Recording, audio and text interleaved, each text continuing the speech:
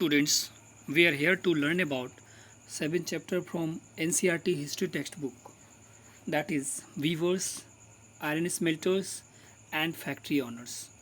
So this is the peak of NCERT textbook relating to trading ships on the port of Surat in 17th century. So this is Surat in Gujarat, that is the best coast of India, one of the most important ports of Indian Ocean trade. Dutch and English trading ships began using the port from the early 17th century. Its importance declined in 18th century. So this chapter tells the story of crafts and industries of India during the British rule by focusing on two industries. So let's begin in Hindi. So इस chapter में हम लोग जानेंगे crafts that is कारीगरी और industries के बारे में यानी उद्योग के बारे में ब्रिटिश रूल के दौरान दो इंडस्ट्रीज़ को हम मेनली फोकस करेंगे, दैट इज़ टेक्सटाइल और आयरन स्टील इंडस्ट्री. सो इन दोनों इंडस्ट्रीज, ये दोनों जो इंडस्ट्रीज़ थे वो इंडस्ट्रियल रेवोल्यूशन जो इंग्लैंड में या फिर कह सकते हैं मॉडर्न वर्ल्ड में चल रहा था उसके लिए बहुत ज़्यादा इम्पॉर्टेंट थे. मैकेनाइज्ड प्रोडक्शन यानी मशीन युक्त जो उत्पादन हो रहा था कॉटन टेक्सटाइल का, उससे दुनिया भर के अंदर ब्रिटेन जो था एक तरह से अगुआ राष्ट्र बन चुका था 19वीं शताब्दी का. जब इसका आयरन और स्टील इंडस्ट्री ग्रो होना स्टार्ट हुआ, तेज़ी से डेवलप होना स्टार्ट हुआ 1850 तक, तो ब्रिटेन को दुनिया का वर्कशॉप कहा गया, यानी कि दुनिया का कारखाना कहा गया. ब्रिटेन का जो इंडस्ट्रियलाइजेशन हुआ, औद्योगिकरण हुआ, इसका एक क्लोज कनेक्शन है किसके साथ? Conquest and colonisation with India of India, यानी कि इंडिया का जो कॉन्क्वेस्ट हुआ या फिर इंडिया को जो कॉलोनाइज किया उससे बहुत ज़्यादा कनेक्शन है. क्यों? क्योंकि यहाँ से रॉ मटेरियल प्रोवाइड होता था या फिर इंडिया एक बहुत बड़ा मार्केट था उनके लिए. जैसा कि हमने चैप्टर 2 में भी देखा था कि कैसे ईस्ट इंडिया कंपनी का जो इंटरेस्ट था वो ट्रेड में था, बट उस ट्रेड से कैसे टेरिटरी तक बढ़े वो लोग, और कैसे ये जो ट्रेड का जो पैटर्न था वो दशक दर दशक बदलता चला गया. 18वीं शताब्दी के अंत में कंपनी क्या कर रही थी? सामान खरीद रही थी इंडिया के भीतर और उन सबको कहाँ पे एक्सपोर्ट कर रही थी? इंग्लैंड और यूरोप में. बहुत ज़्यादा प्रॉफिट कमा रही थी उसकी बिक्री से.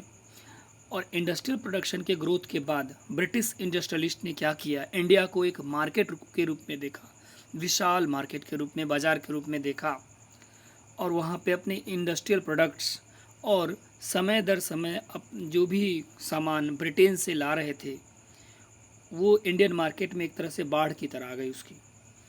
अब कैसे ये इंडियन मार्केट को या इंडियन क्राफ्ट को या इंडस्ट्रीज़ को अफेक्ट किया, उस पर असर डाला, इस क्वेश्चन का जो जवाब है हम इस चैप्टर में तलाशने की कोशिश करेंगे. So let's know about Indian textile and the world market, यानी जो भारतीय जो कपड़ा था और जो विश्व का जो बाज़ार था उसके बारे में हम जानने की कोशिश करेंगे. 1750 के पास ब्रिटिश जब बंगाल पे अपना कब्जा किया, उससे पहले इंडिया जो था दुनिया के अंदर सबसे बड़ा उत्पादक था कॉटन टेक्सटाइल का. इंडियन टेक्सटाइल जो था वो अपनी अच्छी क्वालिटी, बेहतर गुणवत्ता और लाजवाब नायाब कारीगरी के लिए जाना जाता था. ज़्यादातर जो व्यापार होता था वो दक्षिण एशिया, जैसे कि दक्षिण पूर्वी एशिया, जावा, सुमात्रा और पेनांग, और पश्चिमी और मध्य एशिया में होता था. 16वीं शताब्दी के से यूरोपियन व्यापारी जो कंपनी थे उन्होंने इंडियन टेक्सटाइल को ख़रीदना स्टार्ट किया यूरोप में बेचने के लिए. ये जो फ्लरिशिंग ट्रेड, ये जो व्यापार था उभर रहा था, खिल रहा था, और जो कारीगरी थी इंडियन वीवर्स की वो शब्दों में सीमित है या फिर कह सकते शब्दों से बयां होती है इंग्लिश या बाकी भाषाओं में. सो ये बहुत ही रोचक बात है कि उन शब्दों का उदय भी इस दौरान हुआ, और हम देखते हैं कि वर्ड्स कैसे हिस्ट्री को बयां करते हैं, यानी शब्द या लफ्ज़ कैसे इतिहास बयां करते हैं. सो यूरोपियन ट्रेडर्स ने सबसे पहले फाइन कॉटन क्लोथ जो इंडिया से आया अरब मर्चेंट के द्वारा मोसुल में, जो मोसुल इराक का आज का दिन है, आज मोसुल को जानते हैं जो इराक में है. सो उन्होंने सारे जो अच्छी तरह से जो बुने हुए कपड़े थे उनको मसलिन कहा. एक वो शब्द है जो मतलब कि वाइड करेंसी को एक्वायर करता है. जब पुर्तगाली पहली बार भारत आए मसाले की खोज में तो वो कालीकट में ठहरे. केरला में है ये कालीकट, दक्षिण पूर्व पश्चिमी जगह है, इंडिया का तट है। कॉटन टेक्सटाइल वो यूरोप लेके गए अपने साथ मसाले के साथ, और इसको किस नाम से जाना गया? कैलिको के नाम से जाना गया, जो कि कैलिकट शब्द से बनाया गया है। और धीरे धीरे कैलिको जो था वो जनरल नेम बन गया सारे कॉटन टेक्सटाइल के लिए। बहुत सारे शब्द ऐसे भी हैं जो मतलब इंडियन टेक्सटाइल की जो पॉपुलैरिटी है वो मतलब कि वेस्टर्न मार्केट में यानी पश्चिमी यानी यूरोपियन मार्केट में जाहिर करती है।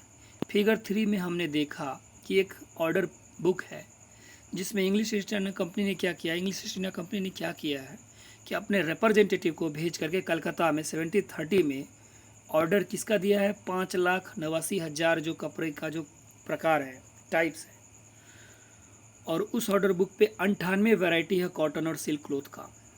और इनको अपने कॉमन नेम में सबके अपनी अपनी नाम थे, सबके अपने अपने पहचान थे। और ये कपड़े जो थे 20 यार्ड लंबा और 1 यार्ड चौड़ा था। अब क्या है? Now let's know about, now look at the name of the different variety of cloth in the book. अब इन पीसेज में जो एक खास पीस था जिसका नाम था चिंज, कोसे और खस्सा और बांधना। सो ये जो इंग्लिश टर्म चिंज है वो कहाँ से आया है? ये हिंदी वर्ड छींट से आया है।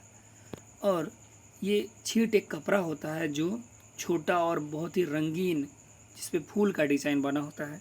1680 में मतलब कि इस कपड़े का, इंडियन कॉटन टेक्सटाइल का, इंग्लैंड और यूरोप में बहुत ज़्यादा क्रेज़ था अपनी बेहतर कारीगरी की वजह से, फ्लोरल डिज़ाइन की वजह से। टेक्सचर भी बहुत प्यारा था और मतलब कि सस्ता भी था। रिच पीपल ऑफ इंग्लैंड, जो वहाँ के तथाकथित अमीर कह सकते हैं, जिसमें क्वीन भी थी, वो भी मतलब कि इंडियन फैब्रिक यानी भारतीय कपड़ों को ज़्यादा पसंद करती थी। ये जो बांधना वर्ड है ये मतलब कि जैसे गले में स्कार्फ बांधते हैं ना, ओरिजिनली ये जो टर्म था वो किस वर्ड से आया है? ये वर्ड बांधना से आया है। बांधना का मतलब होता है, हिंदी वर्ड होता है जो टाइंग के लिए, बांधने से होता है।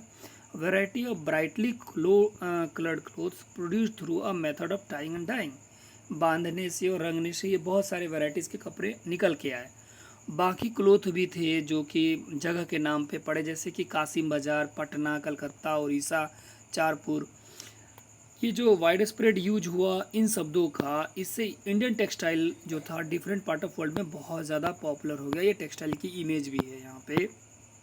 अब है इंडियन टेक्सटाइल का यूरोपियन मार्केट में क्या पहचान रहा। सो शुरुआती 18वीं शताब्दी में जो इंडियन टेक्सटाइल के प्रसिद्धि से चिंतित हो करके उल और सिल्क मेकर जो थे इंग्लैंड के अंदर में, वो भारतीय कॉटन टेक्सटाइल का जो आयात था उसका विरोध करने लगे, उस पर बैन लगाने लगे। 1720 में ब्रिटिश गवर्नमेंट ने एक कानून पास किया और जो छिंज कपड़ा था ना उस पर क्या किया? बैन कर दिया। और इस एक्ट को क्या कहा गया? Calico act. कैलिको एक्ट क्या था? छिंज कपड़े पे बैन लगाना, क्योंकि इसकी पॉपुलैरिटी बहुत ज़्यादा बढ़ती इंडियन कपड़ा था। सो उस वक्त तक क्या था, टेक्सटाइल इंडस्ट्री जो था वो इंग्लैंड में जस्ट उभरना स्टार्ट हुआ था और इंडियन टेक्सटाइल से मुकाबला करना बहुत मुश्किल था। इंग्लिश प्रोड्यूसर चाहते थे एक सिक्योर मार्केट जहाँ पे कोई कंपटीशन नहीं हो। वो चाहते थे कि इंडियन टेक्सटाइल वहाँ पे नहीं आए। पहला तो मतलब कि first to grow under government protection, सरकारी जो देख रेख में वो ग्रो करे, कैलिको प्रिंटिंग इंडस्ट्री को डेवलप करे। इंडियन डिज़ाइन जो थी वो का नकल किया जा रहा था और इंग्लैंड के अंदर मतलब वाइट मसलिन या फिर प्लेन कपड़ों पे उसकी कढ़ाई की जा रही थी। अब इंडियन टेक्सटाइल के साथ जो कंपटीशन हुआ उसकी वजह से एक तकनीकी खोज हुई इंग्लैंड के भीतर 1764 में, 1764 में, जिसका नाम था स्पाइनिंग जेनी। जॉन के द्वारा ये इन्वेंट किया था। मकसद था प्रोडक्टिविटी को बढ़ाना, उत्पादन क्षमता को बढ़ाना, स्पिंडल के उत्पादन क्षमता को बढ़ाना। दूसरा खोज जो था वो रिचर्ड आर्कराइट के द्वारा किया गया 1786 में, 1786 में, जिससे कॉटन टेक्सटाइल के बुनावे में, बुनकर में एक बहुत बड़ा क्रांति आया। कपड़े जो थे वो अब मतलब कि ज़्यादा क्वांटिटीज़ में, ज़्यादा तादाद में बुने जा रहे थे और सस्ते भी थे। इंडियन टेक्सटाइल जो था वो दुनिया भर के अंदर में 18वीं शताब्दी के अंदर में डोमिनेट कर चुका था, छा चुका था। यूरोपियन ट्रेडिंग कंपनी जैसे कि डच, फ्रेंच और इंग्लिश, ये जो थे इन्होंने बहुत ज़्यादा प्रॉफिट कमाए व्यापार के बढ़ने की वजह से। ये जो कंपनीज थे इन्होंने कॉटन और सिल्क टेक्सटाइल इंडिया के अंदर खरीदा पहले कैसे सिल्वर को इंपोर्ट करके, यानी इंग्लैंड से सिल्वर लाते थे और मतलब कि यहाँ से कॉटन और सिल्क खरीदते थे। बट जैसा कि हमने चैप्टर 2 में पढ़ा था कि इंग्लिश ईस्ट इंडिया कंपनी इतनी अमीर हो चुकी, इतना पावर गेन कर चुका था बंगाल के अंदर, कि अब उनको किसी भी मेटल को वहाँ से लाने की ज़रूरत नहीं थी इंडियन गुड्स को खरीदने के लिए। अब इनको जो टैक्स मिलता था उसी टैक्स से ये सारा सामान खरीद लेते थे यहाँ के पास। अब इसके बाद जो है कि who were the major centers of weaving in the late 18th century. So 18वीं शताब्दी में ये सेंटर जो है ये मैप में दिया हुआ है, we can see it. So now we will know about the next topic, that is who were the weavers. So this is the part 1 of the video. We have discussed so far the first part of the chapter, so we will wait for the next part. So that's all, thank you and have a nice day.